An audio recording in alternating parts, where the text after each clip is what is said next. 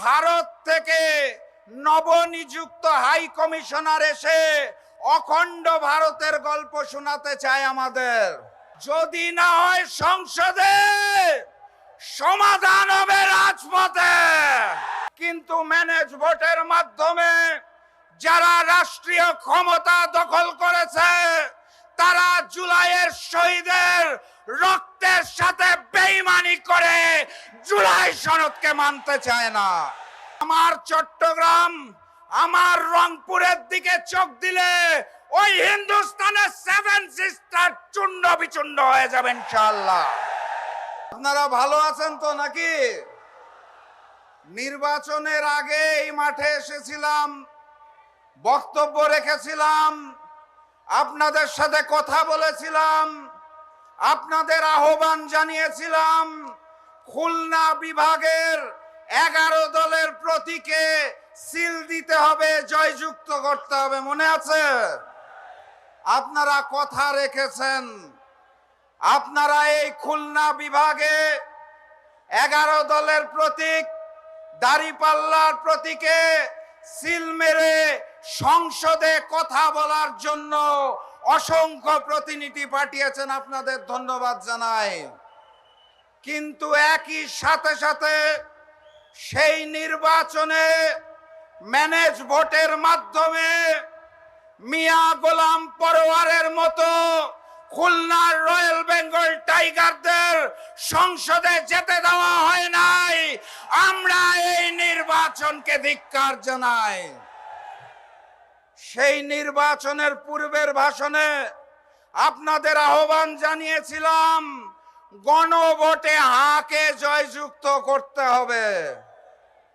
আপনারা গণভোটে হাকে জয়যুক্ত করেছেন, কিন্তু ম্যানেজ ভোটের মাধ্যমে যারা রাষ্ট্রীয় ক্ষমতা দখল করেছে, তারা জুলাইয়ের শহীদের রক্তের সাথে বেইমানি করে জুলাই সনদকে মানতে চায় না।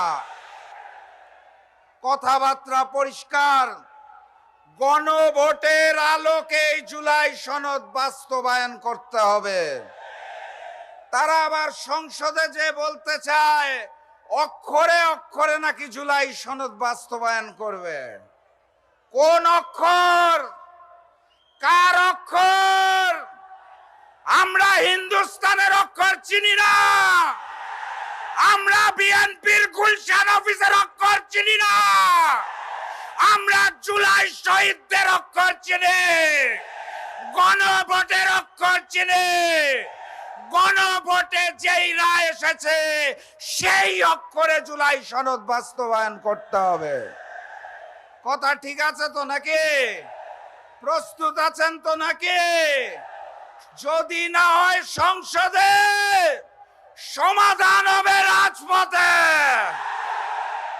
সংগ্রামী সাথী এবং বন্ধুগণ, আকাশে প্রচন্ড রোদ, প্রচন্ড তাপ। এই আকাশে কালো মেঘ দেখা যাচ্ছে। ছুটে আসছে ওই হিন্দুস্তান থেকে অখণ্ড ভারতের স্বপ্ন দেখা হচ্ছে।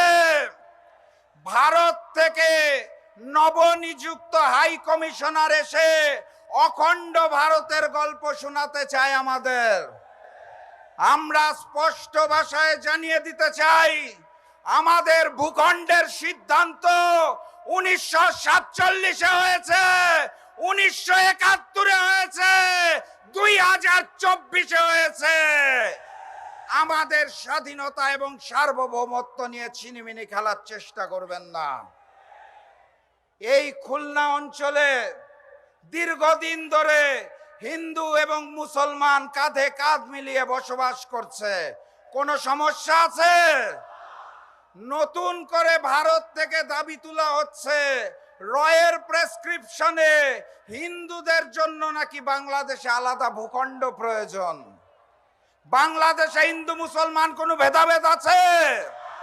ভেদাভেদ আছে ওই ভারতে। ওখানে কুরবানি করতে দেওয়া হয় না, ঈদের নামাজ পড়তে দেওয়া হয় না। আমরা তো ভারতের 20 কোটি মুসলমানের জন্য আলাদা ভূখণ্ড চাই নাই। আপনারা কেন বাংলাদেশের দিকে চোখ দিচ্ছেন? এই বাংলাদেশের চট্টগ্রাম বিভাগ নিয়ে আগে থেকে ষড়যন্ত্র চলছে, নতুন করে এখন রংপুর বিভাগ নিয়েও তারা ষড়যন্ত্র করতে চায়।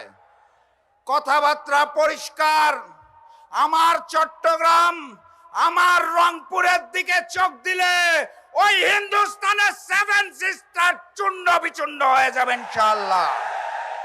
সংগ্রামী সাথী এবং বন্ধুগণ, বক্তব্য দীর্ঘায়িত করব না।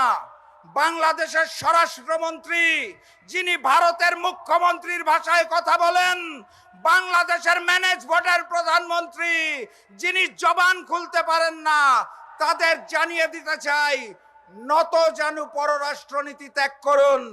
স্বাধীন সার্বভৌম বাংলাদেশের জন্য এবং গণভোট বাস্তবায়নের জন্য 11 দল রাজপথে নামবে এবং বিজয় ছিনিয়ে আনবে ইনশাআল্লাহ। প্রস্তুত আছেন? খুলনার বাঘেরা প্রস্তুত? আওয়াজ তুলুন, নারায়ে তাকবীর, নারায়ে তাকবীর, নারায়ে তাকবীর। দেখা হবে বিজয় ইনশাআল্লাহ। বিজয়ের পথে যাত্রা শুরু, জীবন অথবা মৃত্যু। আসসালামু আলাইকুম।